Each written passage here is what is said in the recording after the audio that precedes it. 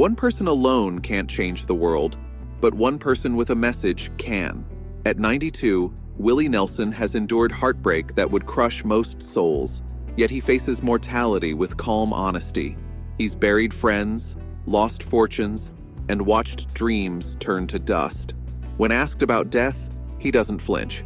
His words cut through decades of pretense, revealing a life shaped by unimaginable pain and crushing defeats.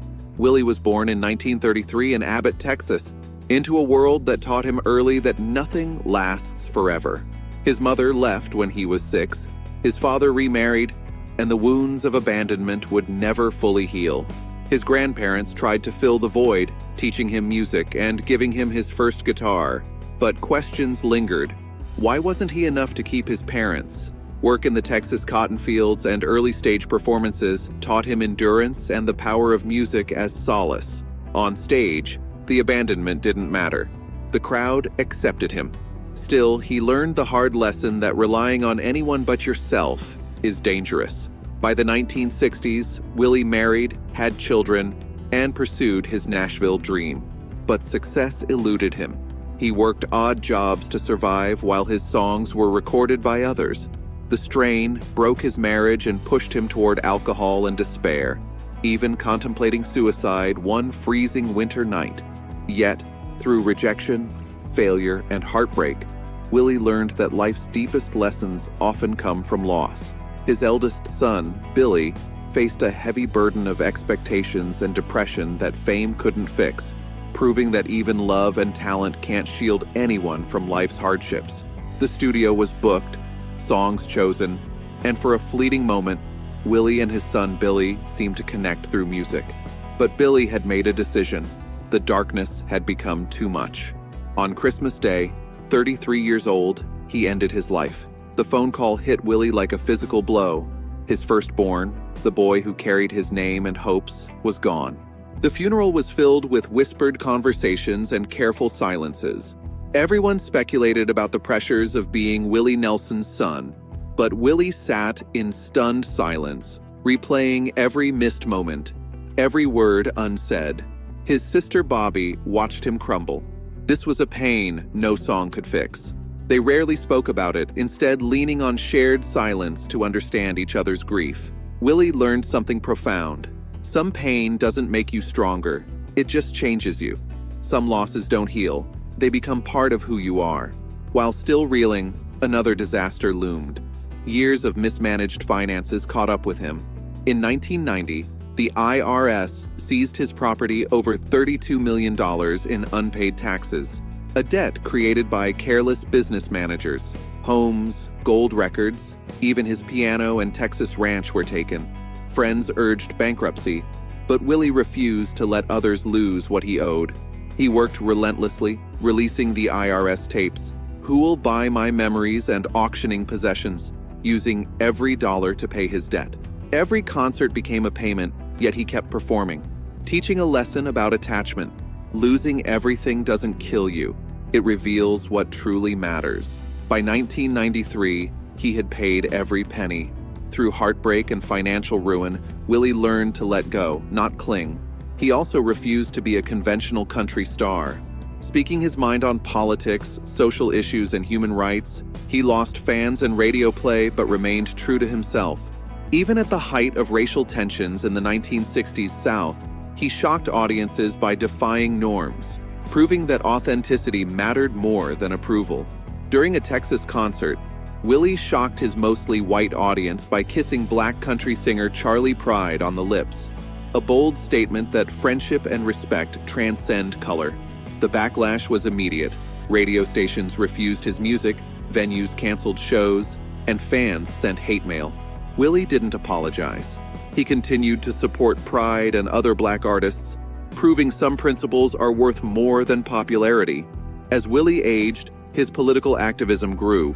He endorsed liberal candidates, opposed wars, championed human rights, and openly advocated for marijuana legalization, even facing arrests. He challenged social norms with songs like "Cowboys Are Frequently Secretly Fond of Each Other" and, in 2018, "Vote 'Em Out," encouraging civic action despite dividing fans.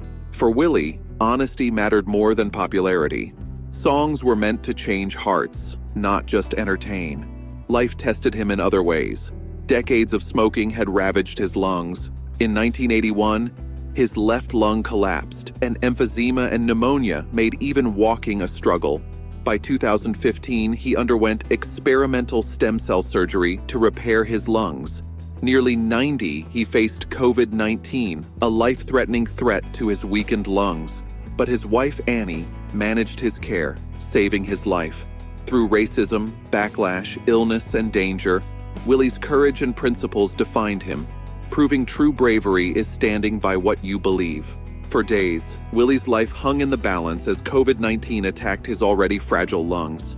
The man who had survived abandonment, financial ruin, and personal tragedy now faced his most dangerous enemy. With Annie at his side, he fought for every breath, inching back from the brink. The experience left him changed. He'd faced death directly and realized that dying isn't always dramatic. It can be simply running out of breath. For Willie, suffering, not death, was the true enemy. As the last surviving highwayman, Willie has watched his brothers, Johnny Cash, Waylon Jennings, and Kris Kristofferson, pass away, each a reminder of mortality and the cost of life fully lived. Cash succumbed to diabetes and respiratory failure in 2003, Waylon followed in 2002, and Kris in 2024. With each loss, Willie felt not victory but burden, and learned the profound lesson that being the last one left is about survival, memory, and carrying on their legacies. Through it all, Willie has come to see death not as an enemy, but as a constant presence, teaching him about dignity, letting go, and the importance of leaving something behind. Life and mortality, he's realized, are measured not just in years, but in the connections and music we leave for others, for as long as we're here. Watching his friends pass taught Willie that the fear of death is often worse than death itself. Anticipation, dread, and clinging to life cause more suffering than the actual transition. His acceptance isn't morbid, it's practical. He's seen the peace that comes with letting go and carries the voices of his fallen comrades in every performance. At 92, Willie Nelson embodies complete honesty about life and death. He's been abandoned, betrayed, bankrupted, and broken. He's buried his son, lost his fortune, and watched his body fail. Yet through it all, he's found peace. He knows that money, fame, and even life itself are temporary, and fighting that reality only creates suffering. Accepting it brings freedom. The man who once lay in a Nashville street hoping for release now faces death calmly, not because he wants to die, but because he's no longer afraid to live. The music, the love, and the connections endure. Endings, he's learned, are as natural as beginnings. Every song, every performance is a reminder that life's final verse can be beautiful. Willie Nelson's courage shows us that the bravest act isn't resisting death, it's living fully while knowing it is coming. His music will outlive him, touching generations, and proving that a life lived authentically is a life worth celebrating. He dances with death, making every moment a gift. His lesson is clear: to truly live, make peace with dying.